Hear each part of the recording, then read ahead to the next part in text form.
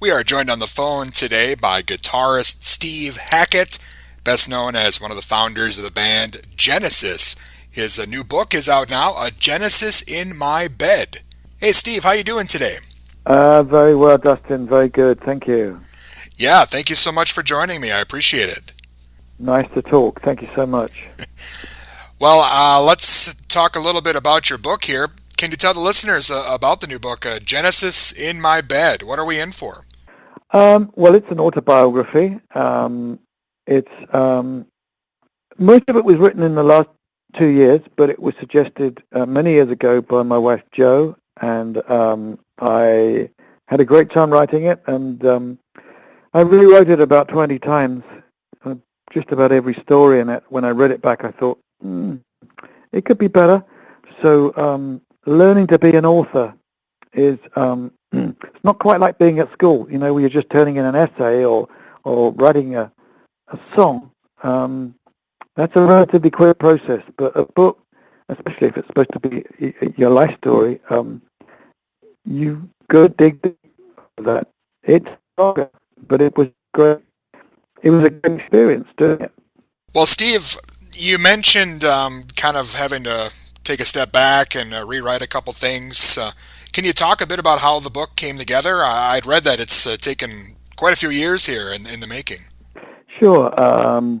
Most of it was written in the last 2 years, but writing a book, there's a lot of rewriting. No such thing as writing. Lots of rewriting, and once I read it back, I was worried that it might come across a bit like just a collection of songs. So I felt that I really had to go back to the early days, talk about my early life, meeting Genesis, and all the stuff beyond that. And I hoped that it would cover more than just rock and roll, more than just the cliches of sex, drugs, rock and roll. There are stories within there. Yep, there are the stories of excess, but there are other things too. I do believe I talk about the paranormal, for instance, and my experiences with that, and experiences with healing, and all the various types of music that I've been into, and talking about post-war London, what that was like, and how lucky I was to start earning money as a professional musician. So I like to think that it's more rounded than a lot of the biographies I've read, or autobiographies. And I didn't use a borrowed pen. I tried to write it all myself. So I'm actually very pleased with the way that it came out. So it's a first book. Maybe there'll be others at some point. Awesome. Yeah, it's definitely a must for fans of early Genesis, fans of your solo work. I mean, you really leave no stone unturned in there. How was that for you going back and kind of reminiscing on the early days? Well, what was tricky was remembering the dates for everything. So I had to check facts quite a bit. Luckily, a lot of the Genesis stuff is very well documented in terms of where we were playing and the dates. So I never kept a diary, but I have a whole host of impressions in my mind, and of course it was a hugely emotional experience growing up within that band. It was like a second childhood. I was a very shy, retiring guy when I started out in the band. Wouldn't say boo to a goose.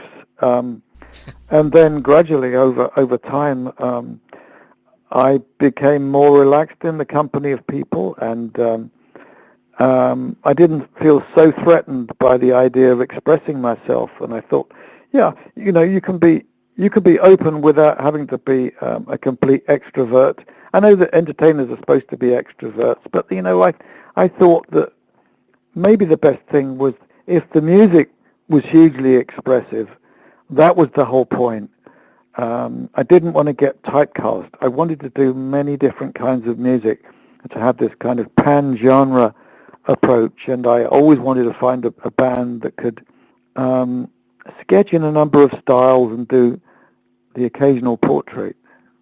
And the book is on Amazon. They have the Kindle version, and I see on your website hackettsongs.com, you can get the physical copy of the book. That's right. Yeah, it is selling out like crazy. So they're into a second run, if not a third run, on this book, and Amazon have given it a very good review, and it seems to have gone to, I think, number 14 in the Amazon charts, at least over this side of the pond. So that's very nice. I didn't know whether that would be happening or whether it would be in bookstores or what. It's a very strange time we're functioning in our in our separate pods. Well, it's definitely great that it's doing so well and that it all came together the way it did. And Steve, you mentioned being worried about being typecasted, and at the time it would have been easy for you to stay in Genesis. I mean, they were already established. That decision to leave, definitely not one a lot of people would probably make. Yeah. Well, I think it comes down to the idea of autonomy. I already made an album when I was in the band. I was fortunate enough that the album was a hit, and it meant that there was a career there if I wanted it. And at the end of the day, if you've been in a band and you are unlucky enough to have not been a founder member, you do realize that you're there but for the good graces of others. And having a parallel solo career can be very unpopular. So Genesis had already lost two members by the time I went. It had lost Peter Gabriel, it had lost me, and having been roundly criticised for wanting to have a parallel solo career, that's exactly what they ended up doing themselves. So I think that every band is in danger of hemorrhaging its members if people don't have solo careers. I think it's hugely important, and I think that it only helps the band when they all come together, because if people start to build a following of their own outside the auspices of a band, I think that it only helps the band to strengthen. It helps let's say it broadens the appeal of the band, whereas when I wanted to do that, it was seen as divisive and it was seen as a negative, and either bands grow up with everyone intact or they fall by the wayside, or it ends up being a slimmer volume. Depends on your take on what's your favorite version of that particular band. Does it include all of the guys? Does it include, in my case, Peter Gabriel as well as everyone else, or is it the three-piece, or is it the four-piece? Arguably, it's got something to offer in all those incarnations. But obviously, the positives far outweigh the negatives, and I think that's what I've tried to stress in the book. And you obviously kept very busy after that. Did you pay much attention to Genesis after you left, or what did you think of kind of the commercial sound they sort of adopted? Well, as I say, I think that the band was interesting in all its incarnations on different levels. I think that I think the production was stronger in latterly. Obviously, accuracy, playing, tuning, all of those things that all those things went with the territory or went with the time as things progressed. But I think that the most imaginative time and the most creative time was when we were a five-piece altogether. Well, again, it's all in the new book, Genesis in My Bed. Sure. And Steve, you've released an incredible amount of music in your career, and the one thing I always appreciate is you tackle different styles. You don't seem to afraid to try new sounds or different avenues. Yeah, I think it was strange. When I was a kid, we emigrated to Canada, and then we were back within the same year, my family, and I kind of denied myself the travel bug. I didn't want to go on school journeys and all of that. I think it was because it had left a bad taste. Although I loved Canada, it was difficult for me coming back to the old country. And I guess it's the same thing that applies to everything else, really. Um, so I was led quite by chance. Joining a band and the travel that came from that was a byproduct. It was music that I was primarily motivated by. And I think it's the same thing with styles of music. Once you start making friends and getting influenced by various things, I mean, for instance, I was listening to Jimi Hendrix, but at the same time I was listening to Segovia. And those are pretty different schools of thought. Segovia plays Bach is very different from Jimi Hendrix plays the blues. But because I kept listening to those different things, and because music started to shape shift and include things that would have been considered contradictory at one time, music was on the move and it wasn't prepared to stay still. So the 1960s was a hugely influential time. The idea of the Beatles working with orchestras and with George Martin, there was a trained musician, and then working with Indian musicians, the influence of raga and sitar, Indian instruments, it broadened it hugely. Suddenly, you've got the influence of classical music, you've got the influence of the East, and we were all really hanging on to the coattails of the Beatles. So much of rock was a footnote compared to what the Beatles had achieved. Of course, they did have the world's ear and the world's eye at that point in time. They were the court jesters elect worldwide. So nobody will sell that many records ever again. But at the same time, the legacy is that, or the challenge is that you could do the same thing. The mainstreaming of everywhere should be possible for all of us. So there's no such thing as an irrelevant place when it comes to rock, or an irrelevant instrument or region. So I think rock and roll's shoulders should be broad enough to be able to encompass all of these different styles. So if you're a jazz man, a blues man, rock and pop, opera, anything you like to name, it ought to be possible to have a career in rock and roll if you want. Well, and I think with that kind of belief, it definitely influenced your playing style. I know you were doing a lot of stuff early on that, kind of blazing a trail, with different, tapping techniques and things that a lot of guitarists weren't doing. And can you talk about that a little bit? I mean, kind of the influence Yeah, you've had on. certainly.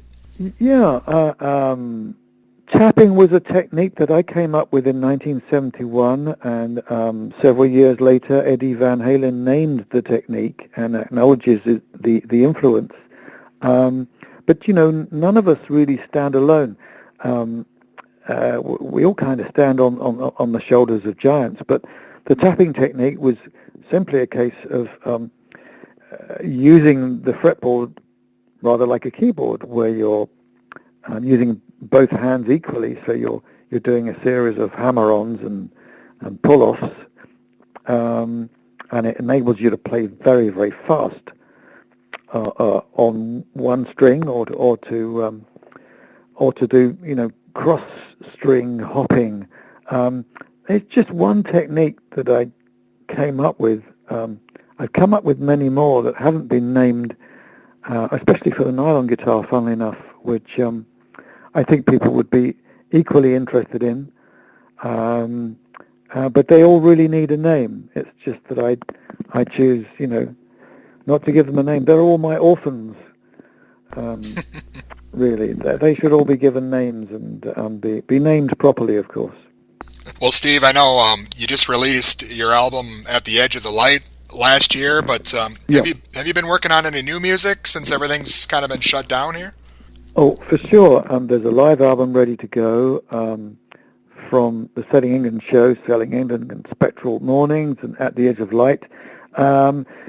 There's I've just made an orchestral album with nylon guitar. That's ready to go. I'm also working on a rock album. So you could say I've been stockpiling, but that's with a view to next year being so busy with gigs. It's probably not going to be possible to record next year, so I'm recording as much as I can at the moment, and it's going very, very well. So I'm thrilled with the speed of things. I mean, no one should be able to function at this speed and come up with work that's remotely worthy of being listened to. But I'm not rushing any of this. It's just that I'm really not taking many days off. Most of the time, I only take a day off if I've got to go and do something else. But I don't know, this whole lockdown thing, the pandemic, there are two ways of looking at it. You can either say, oh, isn't it terrible, can't go anywhere, can't see my friends, etc. But on another level, every challenge, seems to me you can turn it to a positive. So for anyone who's creative, it's a very good time to just damn well get on with whatever it was that you were putting off for so long. Go fix that garden, write that book, do that symphony, whatever it is. There's nothing stopping you really, only the internal invalidator. And luckily, I don't have an internal invalidator. Well, Steve, again, the new book, Genesis in My Bed, is just out now here, but is there anything else maybe that we missed or something else we should be watching out for? No, I'm just trying to stay as productive as possible, keep the factory fires burning, and it'd be nice to have some semblance of a social life, and that's just starting to happen now with people wearing masks, and I'm just starting to encounter more friends, and that's awfully nice. It's great to see old pals, even young ones. Yeah, I mean, I think it's a great time. Obviously, we're all touching wood to hope that the vaccine is gonna do what it says. Only thing I would say is beware of air conditioning. I know that I wrote a track years ago based on a Henry Miller idea of the air-conditioned nightmare, and of course, COVID loves air conditioning because it loves to hang about in the freezing cold, which is why so many people are being decimated. Give up aircon and see if it makes the difference. Mask up when you go out. I sound like Batman here, but that's what I would advise. Excellent. Steve, again, thank you so All much right? for your time. I'm enjoying the book, and hopefully I can speak with you again sometime. Absolutely. I'd love to, Dustin. Thank you so much. Bye-bye. And again, that was guitarist Steve Hackett, founder of Genesis, and his new book, A Genesis in My Bed, is available now.